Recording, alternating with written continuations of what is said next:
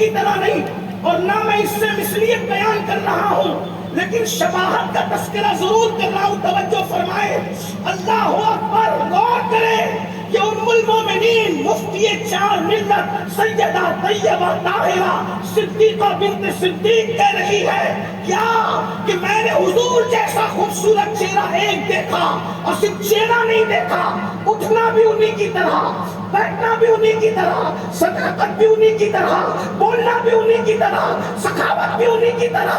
آخر انسان کے کان بے چین ہو جاتے ہیں، وہ کون ہستی ہے جس کا حسن مصطفیٰ کی یاد دلاتا ہے، جس کی سخاوت مصطفیٰ کی یاد دلاتی ہے، جس کا چلنا مصطفیٰ جان رحمت کا خرام ناز کرنا یاد دلاتا ہے؟ تو اماں عائشہ کہتی ہے وہ کوئی اور نہیں ہے، وہ فاطمہ بنت محمد۔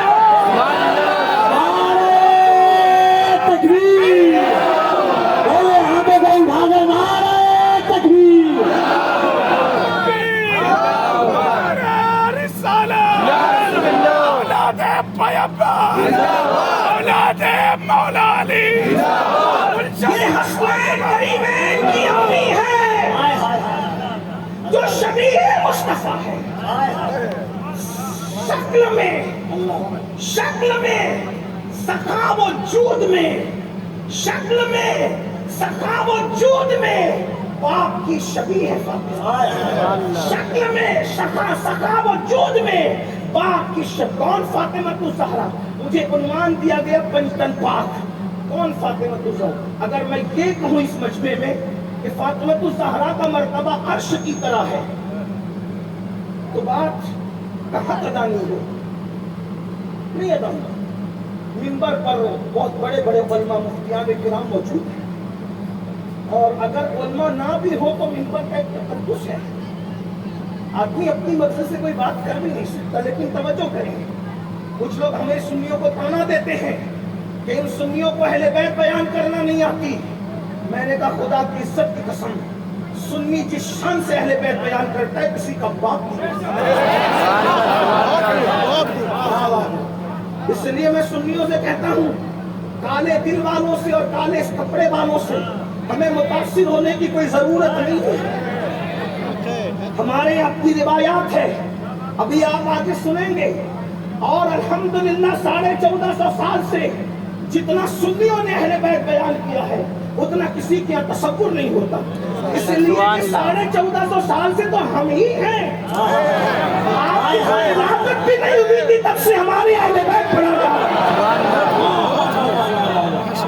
اپنے جوانوں سے کہتا ہوں کسی سے متاثر ہونے کی ضرورت نہیں ہے۔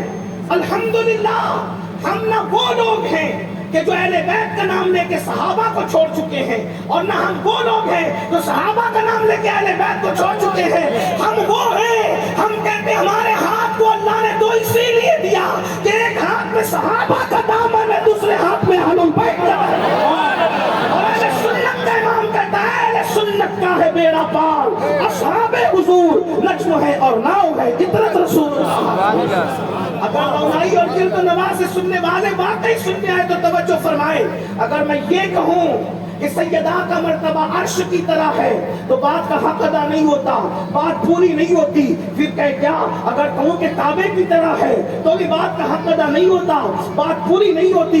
پھر اللہ اکبر یوں کہوں کہ سیدہ کا مرتبہ جنت کی طرح ہے تو بھی بات کا حق ادا نہیں ہوتا، بات پوری نہیں ہوتی۔ آپ کہیں گے کیوں پوری نہیں ہوتی؟ میں نے کہا اس لیے پوری نہیں ہوتی کہ ہم سنیوں کا عقیدہ ہے، ہمارا عقیدہ ہے، الحمدللہ ہمارا عقیدہ ہے کیا کہ رسول اللہ صلی اللہ علیہ وآلہ وسلم قبر انور میں آرام کر رہے ہیں، حضور علیہ السلام قبر انور میں آرام فرما رہے ہیں، اور قبر انور کی جو مٹی شریف حضور کے جسم سے لگی ہوئی ہے، حضور کی پشت انور سے، حضور کے بازو اقدس سے، حضور کے قدم ناز سے، اس مٹی کے بارے میں ہمارے بزرگوں نے لکھا، امام اہل سنت سمیت امام زرقانی اور دیگر بزرگوں نے لکھا، شیخ محقق نے لکھا، کیا لکھا کہ جو مٹی رسول اللہ کے جسم سے مس ہے وہ قبر انور کی مٹی کعبے سے افضل ہے، عرش سے افضل ہے، حتیٰ کہ جنت سے افضل ہے۔ کیا مٹی کس سے لگ جائے؟ رسول اللہ کے جسم اطہر سے لگ جائے تو وہ کعبے، عرش اور جنت سے افضل ہو جاتی ہے۔ اب میں فاطمہ الزہرا کو